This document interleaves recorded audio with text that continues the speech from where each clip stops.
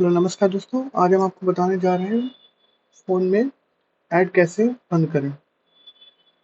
इसके लिए सबसे पहले फ़ोन में सेटिंग्स में जाएँगे, सेटिंग्स को ओपन कर लेते हैं।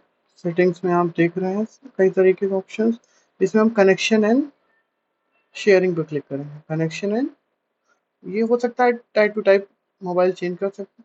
इसमें प्राइवेट डीएनएस पे जाएँगे, प्राइवेट हो सकता है किसी को ये ऑप्शन कहीं और मिले, तो इसके लिए आप स्क्रॉल ऊपर से कर लेंगे, सेटिंग का जो आइकन है उससे खोल सकते हैं।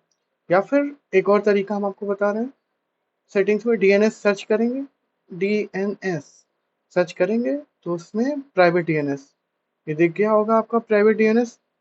तो private DNS of auto private DNS provider host name लिखा है, तो इसमें private DNS provider host name में जाएंगे dns.adguard.com dns.adguard.com ओके कर लेंगे, सेव कर लेंगे। तो आपके मोबाइल में सभी तरीके के ऐड आना बंद हो जाएंगे, सभी तरीके के ऐड ब्लॉक हो जाएंगे।